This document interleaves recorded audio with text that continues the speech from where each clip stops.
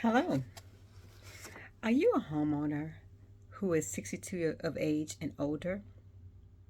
And perhaps maybe you're on a minimum income and you just don't quite have the money to take care of your mortgage payment, to take care of the repairs around the house, to take care of your other things like replacing appliances and fixing up the property and things of that nature. And maybe you've been considering something called a reverse mortgage.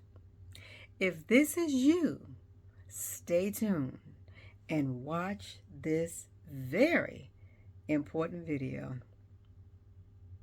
Okay, first of all, I want to thank you all and welcome you all to our YouTube channel, Life's Lessons Learned by Unica. So today, again, we're going to get right into the subject, and I'm not going to hold anything back, all right? So first of all, why do most homeowners consider a reverse mortgage? Well, a reverse mortgage, unlike a forward mortgage, you do not have to make payments on it. It uses the equity in your property to make the payments. Well, what's equity? Equity is the amount of value, the amount your home is worth, or should I say your property value, minus the mortgage balance or your outstanding balance on your mortgage payment equals equity. Again, your property appraised value minus the outstanding balance on your home for your mortgage. That will equal your equity. Okay, so the lender, when you decide to go and you decide you're going to get a home equity conversion mortgage, which is what this is. So a reverse mortgage, another name for it is HECM, or home equity conversion mortgage. You decide you're going to do that. What's going to happen is it's going to take first position. So they're going to pay off or endeavor to pay off what you owe to the other lender, and they're going to take over the payment. Okay, and they're going to use the equity that's in your property to be able to make payments. Okay, now so that's one reason they do that, so that you do not, if you're 62 years of age and older, you would not have to worry about making a payment. That's one reason. Okay, however, the question becomes, when you decide to get a home equity conversion mortgage or reverse mortgage, do you still own the property? Yes, you do. You still hold title to the property, okay? All right. You still hold the deed to the property, all right? You are still responsible for paying property taxes, for paying your homeowner's insurance, okay? And you also are required to maintain the property, keep the property up, right? Cutting the grass, making sure you take care of the property in terms of repairs according to the Federal Housing Administration requirements. So those are things that are required by you to do. All right. All right. Now, here's some of the caveats or things that you should be aware of.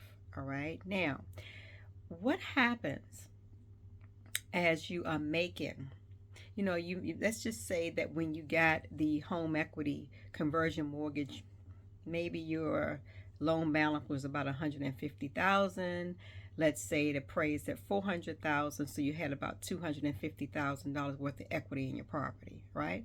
Well, guess what? Some 10 years later, if you're still on that home equity conversion mortgage, your outstanding balance is no longer $150,000. It's going to be higher than that. A lot of times, the equity is used, remember, to pay your principal and interest payment, your mortgage payment, every single month. But it's paid out of your equity. So that's going to cause your balance, your loan balance, to go up. Okay. The other thing is, some people also roll in the taxes and insurance to also have to be paid, which gets rolled in also to that loan balance, right? So you can imagine month 1, month 2, month 12, month 24, right? So 12 times 10, that's 120 months there. So 10 years later, 120 months of paying your mortgage payment, of paying the taxes, of paying the insurance, you can imagine that your loan balance is going to go up significantly, right? And remember, the loan payment consists of your principal and interest, okay? Don't forget that. You're paying interest on this, okay? So make sure you check in when you look at that home equity conversion mortgage deed of trust. The deed of trust is the instrument that secures your promissory note that you sign when you convert to this home equity conversion mortgage. Okay, read that carefully, even though it's very long. All right. So that's one caveat. A second caveat is what should happen in the event you only have, let's say you have two borrowers on the mortgage. One moves out, but the other one still stays there. That's fine. As long as that borrower lives in the property, it has to be at least one of the borrower's principal residence. They have to continue to make the payment. They have to continue to pay the taxes and insurance and continue to maintain the property, right? All right, that's not a problem. But what happens if there's maybe two people's name that was on the property? One of them died, another one is still living, but then that borrower died, right? So now both borrowers are deceased. What about the heirs? What about the children? Does that mean that the children lose the house? What options do the children have? What options do your heirs have? You see, so think about this beforehand, all right? What options do your heirs or your children have in the event that you die and you have the home equity conversion mortgage, right? Does that mean that they automatically lose the house? Well, just know that the moment that all borrowers whose name is on the mortgage are deceased, that the bank or your mortgage company can immediately call the full amount due on, or the full balance due on that property. Okay, they can call it.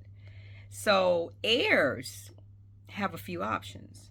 One, they could either refinance the loan if it's sufficient equity, because most lenders will refinance at 80% of loan to value. Now, if the property is now at 90% and 95% of loan to value, you really would have to search around for a lender that may or may not do that. Okay, so you do your homework in advance. Okay, so first of all, the heirs have an option to get, as I mentioned, a refinance loan to pay off that total amount due that's on the home equity conversion mortgage or the reverse mortgage, right? They can do that. That's one, right? Because again, the lender calls it due. They want the property.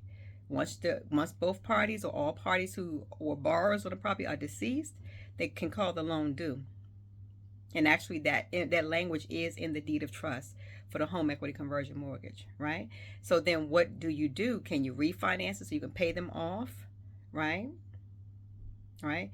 Number two, you could also choose to give the property back to the bank, or turn the keys over. You can do that.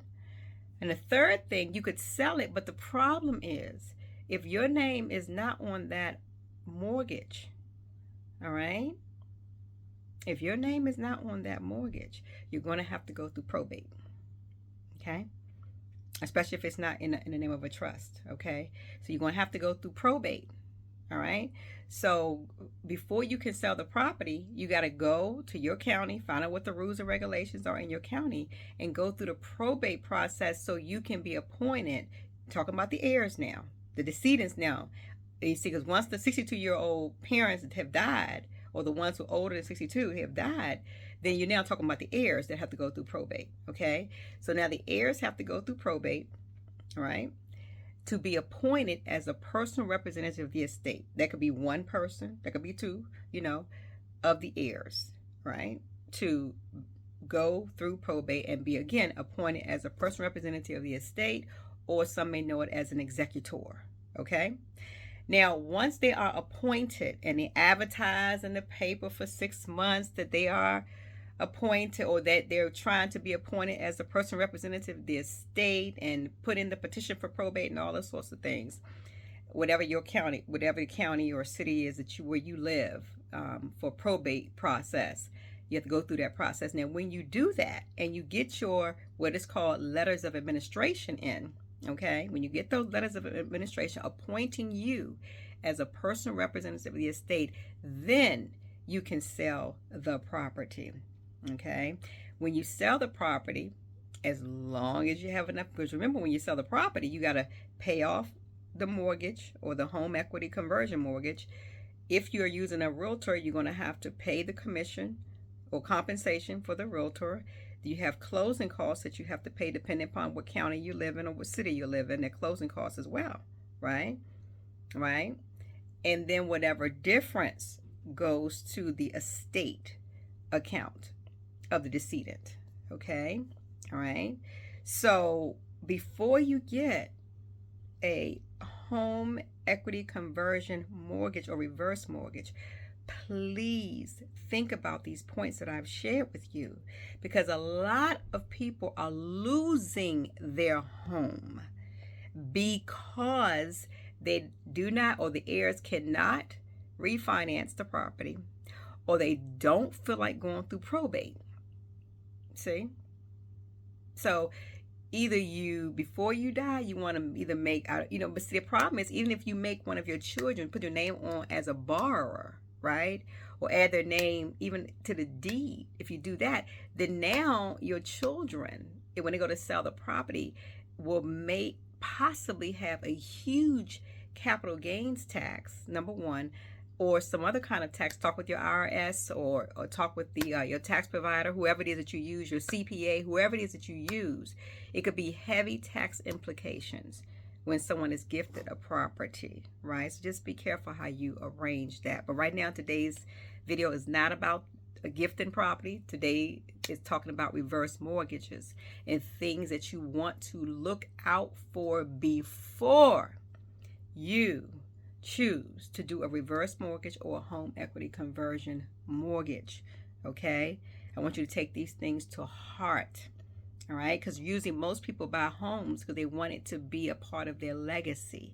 They want to hand it down to their family members, you see, and leave something for them for their heritage. But if you get a home equity conversion mortgage, you really need to do your homework beforehand. So take these points, listen to this video again, and remember, if you like content like this, where we discuss lessons learned, by Unica and whoever else on the platform wants to share with them. And oftentimes we're going to even interview other people who have lessons that they have learned in life that we like to share with you. But go back and look at this video. Take notes, and then go do your homework. And then sit down and talk with a mortgage loan officer who can discuss, or who specializes in, we call them reverse mortgages or home equity conversion mortgages, okay? And ask these questions, all right, before you sign on the dotted line, so that you can leave a true heritage for your family and make a good decision, in the event that you decide. Now I'm talking to my 62-year-olds and older. In the event that you decide that you're going to get a home equity conversion mortgage or reverse mortgage, you do your homework. Also, before you get a home equity conversion mortgage, there is required counseling that's supposed to take place. So you make sure, and that's through the Federal Housing Administration. You Google that up, or you can give me a call, and I'll be happy, or I can put it down below as to what some of the places are that you can call for that counseling, because they want to make sure that you understand what you're going through or what you are getting ready to get involved with. All right, so if you want to leave your home as a heritage for your family, do your homework before you sign off on that dotted line. All right, so thank you so much for tuning in to Lessons Learned by Unica, checking in about these reverse mortgages. Be careful. All right? I want you to be successful. Okay? So thank you for tuning in. I'll see you at the next video. All right. So don't forget to like, subscribe, and look at the next video that YouTube wants you to see. Okay? Take care. Signing out.